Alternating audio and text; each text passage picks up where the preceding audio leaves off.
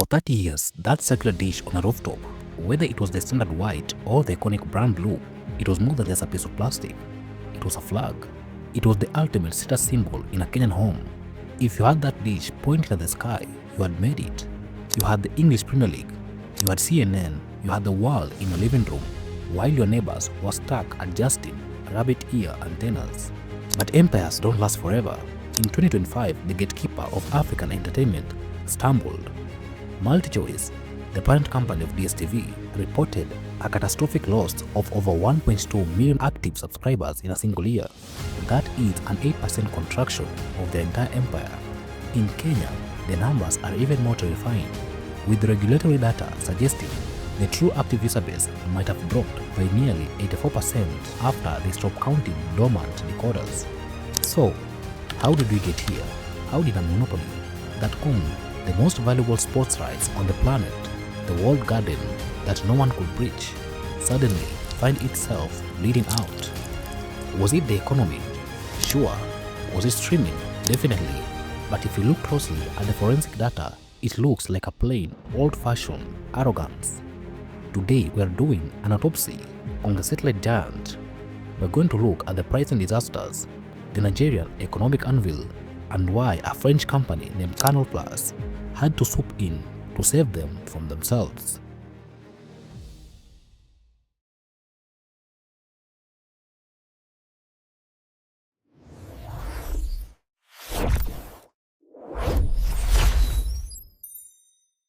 To understand the magnitude of this crash, you have to appreciate the sheer height of the peak.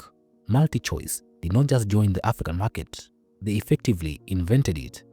It started in 1985, with Mnet breaking the state-controlled broadcasting boredom, but the real weapon was forged on October 6, 1995, with the launch of DStv, while the rest of the continent was struggling to build terrestrial towers over broken roads and forests.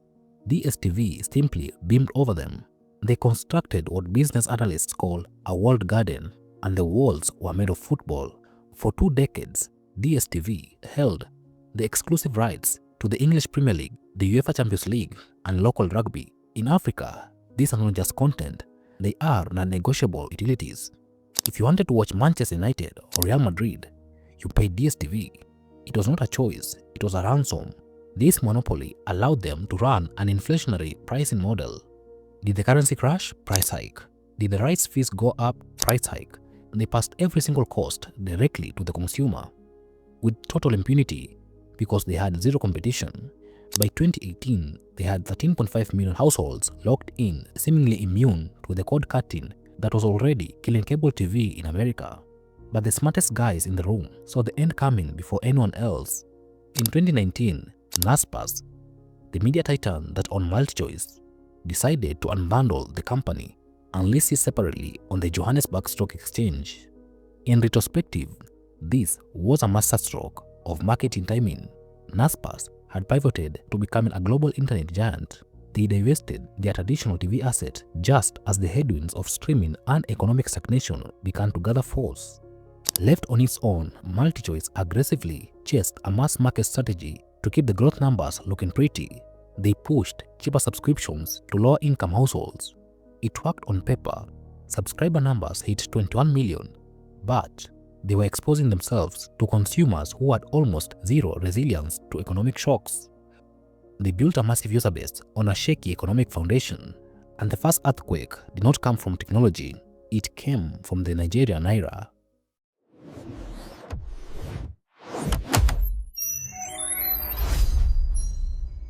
Nigeria, for years, this was the crown jewel of MultiChoice expansion strategy.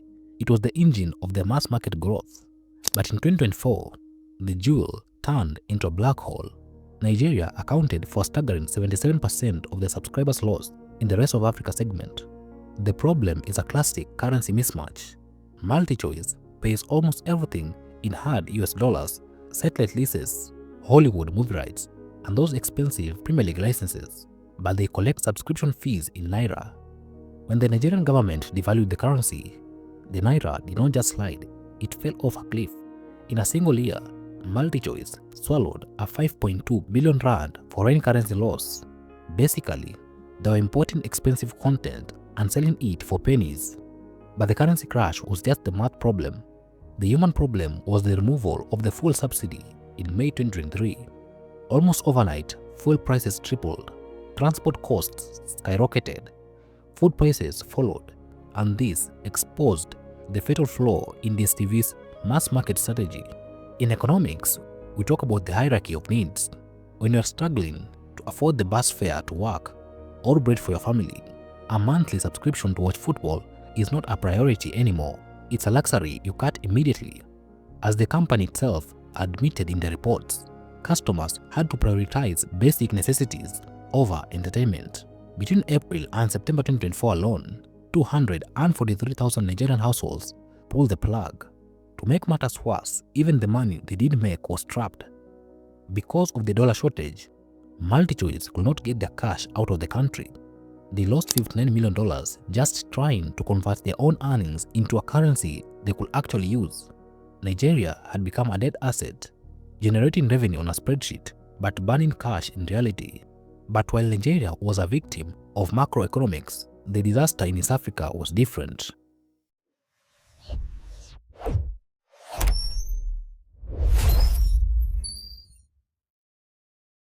If Nigeria's crisis was economic, Kenya's was something far more embarrassing. It was a reality check.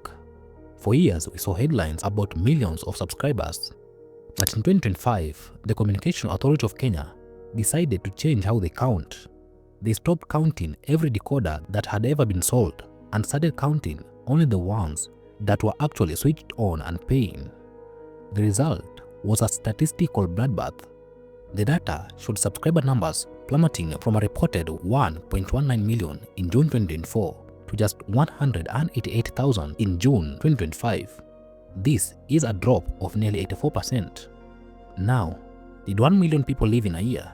No. The terrifying truth is that they had likely left a long time ago. This change in definition exposed the ghost subscribers.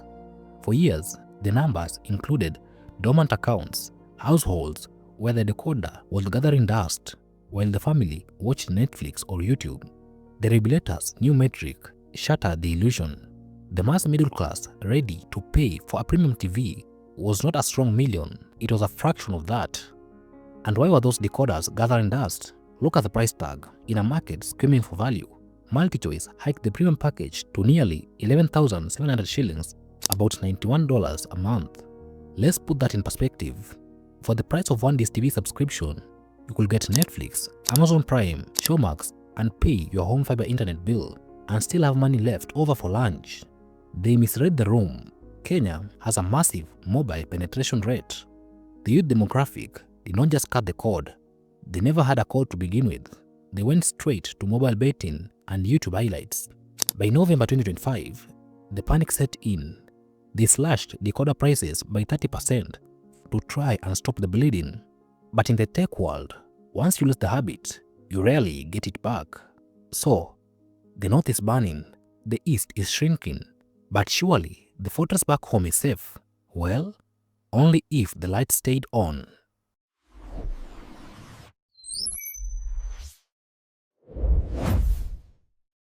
South Africa is the mothership.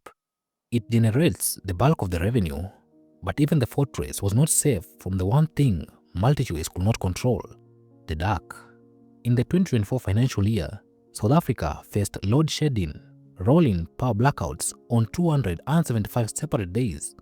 This created the dark screen problem. Unlike a laptop or a phone that runs on batteries, a decoder needs main power. For the millions of households without solar backups or inverters, DStv became a service they paid for but could not actually use for 4 to 8 hours a day. And when the TV stays off for 275 days a year, something dangerous happens. The habit breaks. People realized they did not need linear TV. They needed a charged phone and data. But for the wealthy who did have power, a new enemy arrived: fiber internet. For decades, DStv's advantage was that it worked where the internet did not. But as fiber to the home rolled out across the suburbs, that advantage vanished. The math became undeniable. The premium customers, the ones who subsidized the whole business, did the calculation. They realized that a fast fiber line plus Netflix, plus Disney Plus, plus Amazon Prime was still cheaper than a single DStv premium subscription. We call this the premium flight. In just 4 years, the top-tier user base in South Africa shrunk by over 21%. They did not just downgrade, they left for good. And the middle class?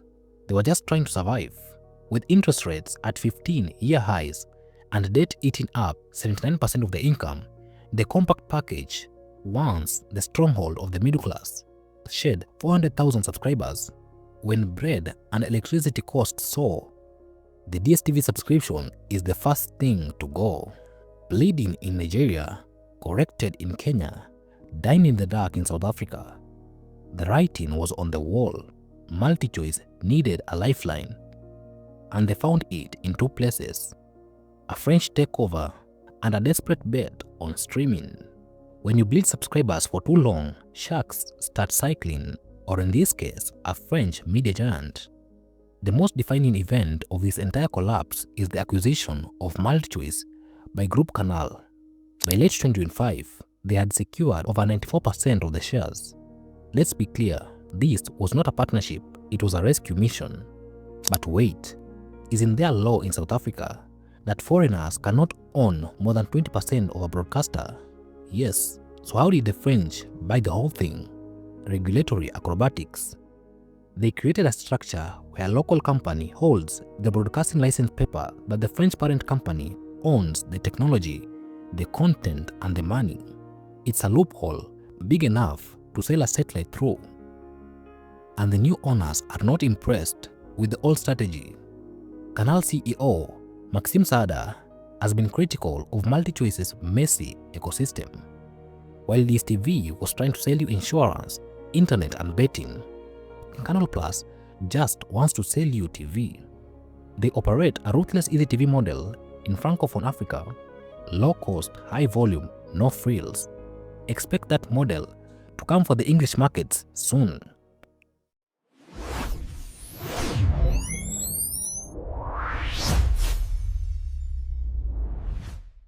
But the real future is not on a satellite dish, it's on Showmax. MultiChoice has bet the entire farm on Showmax 2.0. They relaunched it using NBC Universal's Peacock technology, but right now, it's a cash finesse. The platform reported trading losses of 2.6 billion rand in a single year. That is over 7 million rand bleeding out every single day. In US dollars, that's a loss of nearly $150 million a year. And here's why. They are paying Hollywood-level prices for technology and server costs, but trying to recoup that money in depreciating African currencies. It is a math problem that does not solve itself. They are bleeding cash to acquire customers in a desperate attempt to build a streaming giant 10 years after Netflix already won the war. So, was it arrogance? When you look at the forensic evidence, the inflationary pricing in broken economies, the refusal to adapt to streaming until it was too late, and the ghostly subscriber numbers in Kenya, it's hard to say no. DStv built a monopoly on the idea that they were the only option. They treated their customers like a captive audience in a walled garden. But technology gave people a ladder, and the economy gave them a reason to climb over the wall. The settled dish is not going away completely.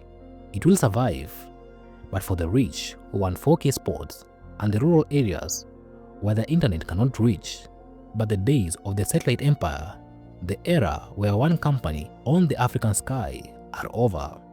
For 30 years, the blue dish on the roof told your neighbors you had made it. Today, the only thing it tells them is that you have not switched to fiber yet. Thanks for watching.